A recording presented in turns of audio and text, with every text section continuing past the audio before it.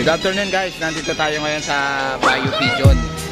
Bibisitahin natin ngayon yung Bayou Pigeon. So tara, samahan niyo ako guys. Finish na po yun. So, dito yan sir. And then, Ano ayun nga po, yan, nakikita niyo po yung mga pigeon products. Sir, yun nga po, kung halimbawa po meron kayong ito. So, ito po yung mga destination na pupuntahan po natin mamaya. So, ito po yung aming pigeon showroom kung saan tayo galing kanina. Ayan po. And then, nandito po tayo sa aming pigeon mart, yung Live Pigeon Supermarket. Opo. And then, next natin sir, yung aming pigeon condo. Ito Ayan. sir, cantilever po ang kanyang design. And then, sa second floor nito sir, meron po tayong 58 units na available. So, bakit po units? Kasi yun nga po condo. Opo. So, ang tawag po natin dito ay units. And then, dito sir, yun nga po, each units, kung ano po yung mga lines na nakalagay sa taas, Opo. sila po mismo yung nandyan sa loob. Then, yung 6-story conditioning tower. Opo.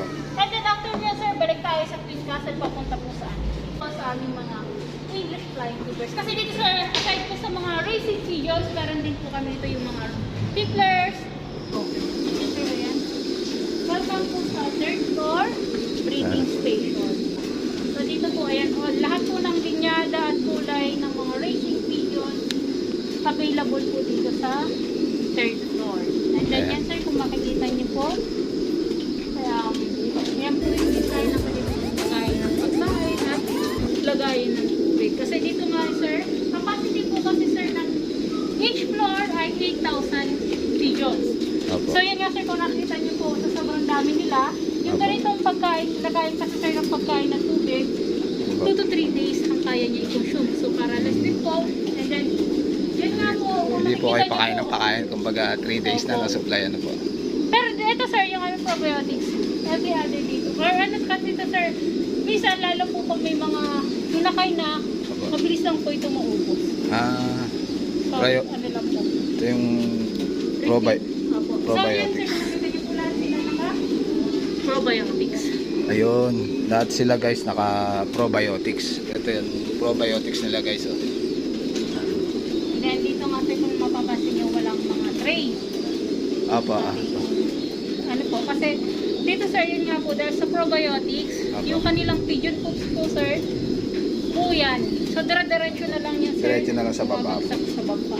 And then yan, kung nakapapansin niyo po, yung mga cage, walang masyadong ano ng pupo. Kasi pag naglalakad naman yung ating mga alaga, ano rin naman nila. sa baba. Pumupunta rin pababa po. Opo. So, ay sa mga customer namin na nagpapasiksik, dito rin po namin yan. Dito rin nilalagyan ng singsing na po. Diretso na po siya. Po yun. Ilang days pa po kailangan bago masingsingan po? Ano sir? Depende po sa ano. Kasi, Depende po sa laki ng young bird. pero dito sir, yun po, after ng 3 weeks or 1 month, pwede mo na po siya po. Half-sider 1. Ang ganda guys. Upsider guys. May itlog na guys ang ulo ng babae. Ang laki nung ano guys. Nung kako. Ang ganda na.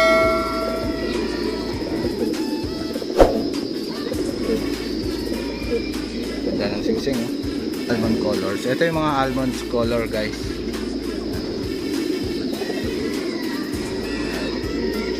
Almonds color.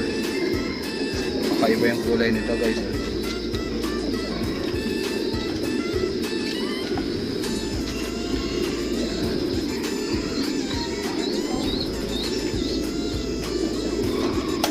May anak na sila guys. Ganda ng kulay.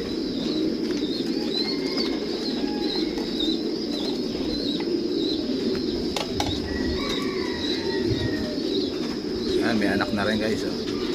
Sa mga naghahanap ng young bird, ayan oh. Marami sila rito guys. Ayan.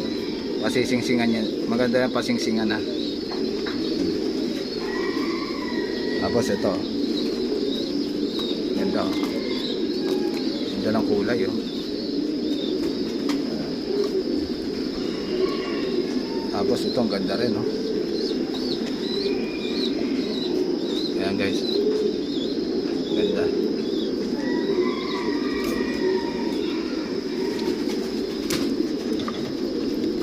Ano.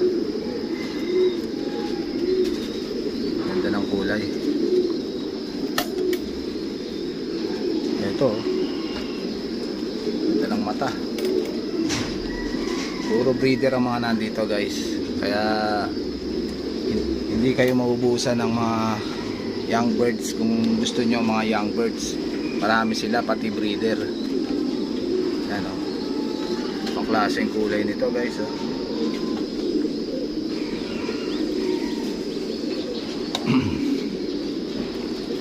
Yan pa o. Ganda ng kulay. So ikot pa tayo dito. Guys, ang kasya na capacity nito is 8,000 birds. Ang kayang ilaman nitong room na to. Itong building na to guys. Kung titignan nyo, napakarami guys oh. Yan. Ito probiotics yan. Ito, ang laki guys oh. Ayun. Ito pa oh, ang laki oh.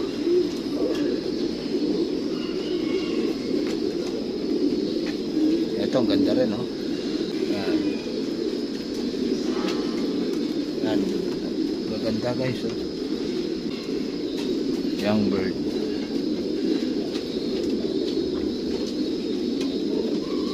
Ang ganda guys oh.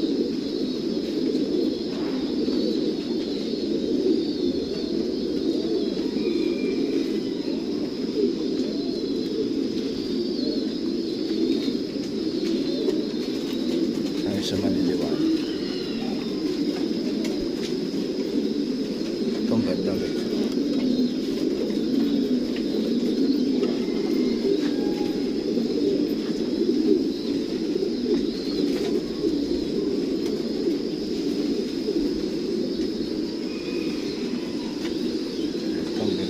Ito ang ganda ng kulay guys oh.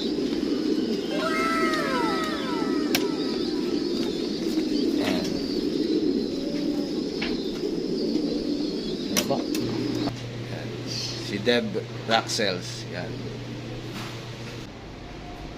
Mga vlogger na pumunta na dito sa ano, Bio Pigeon. Ito yan oh. Si Homing Pigeon. Nakasama na natin yan guys. Yan. Tapos ito naman yun. Next po natin yung Opo. aming Pigeon Mart. So dito sir, ito po yung aming live pigeon supermarket. So bago tayo makit sir, ayan dito po, pagkakit natin sir, sa ngayon kasi sir, ano lang, hindi tayo, kumbaga yung panahon, makulimlim. Opo. Pero kung kapag mainit po kasi ang panahon sir, dito po sa aming Pigeon Mart, Opo. mararamdaman niyo po na mainit po itong area na to.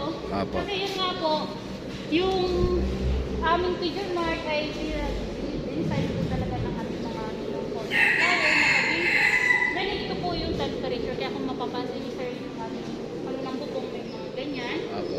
So po kasi yung area na yun. And Ah, yun po, dahil sa yung loft po ng mga carpets natin, sa bubong, so painit doon. So para dito po, masanay na sila sa ganung temperature, pinasadya po ng aming Ayan, guys. Ito guys, ang dami oh. Ayan. Puro kalapate guys. Ayan, mga tikak.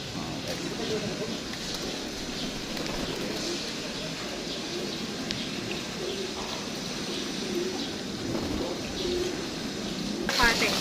Guys, dito yung conditioning tower guys oh. Napakalaki guys. Hanggang 6 Ayun. floor yan sir. Hanggang 6th floor. Opo. Yung mga breeders kasi namin sir, after ng 2 to 3 clutches, binibreak na po namin sila. Opo. Pinaghihiwalay po yung babae sa lalaki. Then, Opo. for the rest of the year sir, pahinga po muna, then next year na lang po yung salang. So, third floor natin sir, at fourth floor. Opo. Third po, nandyan yung mga cock. Fourth floor, nandun po yung mga hen na racing pigeon. Sa second floor natin sir, yan po yung mga kinokondisyon natin na young birds Guys, lang. stop ban reef. Ganda ng kulay guys. So guys, dito ko na lang tatapusin yung vlog. Please like and subscribe to my YouTube channel, Jake Adjusi. Babush!